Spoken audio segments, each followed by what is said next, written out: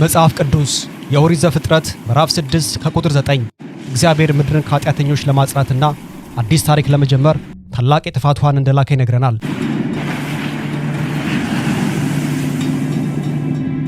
የሚገርመው ነገር ግን ይህ ታሪክ በመጽሐፍ ቅዱስ ብቻ የተወሰነ አይደለም። በመላው ዓለም በሚገኙ ጥንታዊ ባህላዊ ታሪኮች ውስጥ ተመሳሳይ ትርክቶች እናገኛለን።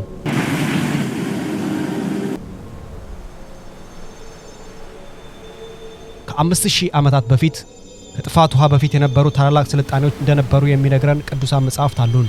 ሜሶፖታማውያን በጊልጋሜሽ ታሪካቸው፣ ግብፃውያንም በኤድፉ የጥንተ ተፈጥሮ ጽሑፎቻቸው ለዚህ ታላቅ ጥፋትና በሕይወት ስለተረፉ ሰዎች ይተርካሉ።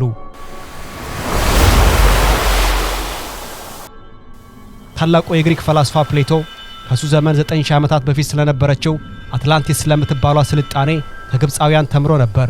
የታሪክ ተመራማሪዎች አትላንቲስ በእውነት ነበረች ወይስ ተረት ናት በሚለው ጉዳይ ላይ ለዘመናት ሲከራከሩ ቆይቷል። አሁን ግን አእምሮን በሚያስደንቅ ሁኔታ አንድ አዲስ ሐሳብ ብቅ ብሏል። የአትላንቲስ ፍርስራሾች የሚገኙት በደቡብ ዋልታ ወይም ደግሞ አንታርክቲካ ውስጥ ቢሆንስ? ከ13000 ዓመታት በፊት ከጠፈር የመጡ ፍጡራን በአንታርክቲካ ላይ የመሰረቱት ታላቅ ስልጣኔ የምድር ዋልታዎች በድንገት በመቀየራቸው በበረዶ ውስጥ እንደተቀበረ አምናለሁ ይላሉ ብዙ ሳይንቲስቶች። ፕሌቶ ስለ አትላንቲስ የመጨረሻ ቀናት የጻፋቸው ጽሑፎች የሚያሳዩት ይህንኑ ነው። አትላንቲስ በምድር ላይ የተመሰረተች የባዕዳን ፍጡራን ኮሎኒ ነበረች ብለው ያስባሉ። በአሁኑ ዘመን መረጃን ይፋ የሚያደርጉ ዊስል ብሎወርስ እንደሚሉት በአንታርክቲካ ውስጥ እኛ ከምናስበው በላይ በጣም ብዙ ነገር እየተሸሸገ ነው ያለው። በዚያ በረዶ ስር ሙሉ ወታደራዊ ካምፖችና ስልጣኔዎች ይገኛሉ። የዓለም መንግስታት ከባዕዳን ፍጡራን ጋር አብረው እየሰሩ ነው። የተቀበሩ ጥንታዊ ቅርሶችንና ዛሬም ድረስ በበረዶ ስር የሚንቀሳቀሱ የባዕድ ስልጣኔዎች በሚስጥር ያውቃሉ። አንታርክቲካ ለባዕድ ፍጡራን ዋነኛ መሸሸጊያ ናት። ፕሌቶ አትላንቲስን የሚመሩት በፖሳይዳን ቤተ መቅደስ ውስጥ በሚገኝ ምሰሶ ላይ በተቀረጹ ሕጎች እንደሆነ ይነግረናል።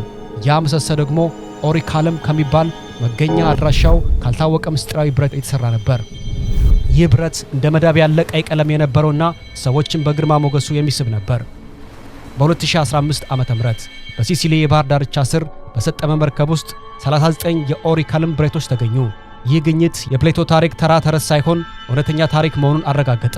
የሚገርመው ነገር ግን ይህ ብረት 80% መዳብና 20% ዚንክ የተደባለቀበት ነበር። ዚንክን ከተፈጥሮ ማዕድን ለይቶ ለማውጣት የሚያስችል ቴክኖሎጂ ደግሞ በዚያ ዘመን አልነበረም። ታዲያ አትላንቲሳውያን ይህንን የረቀቀ ጥበብ ከየት አገኙት?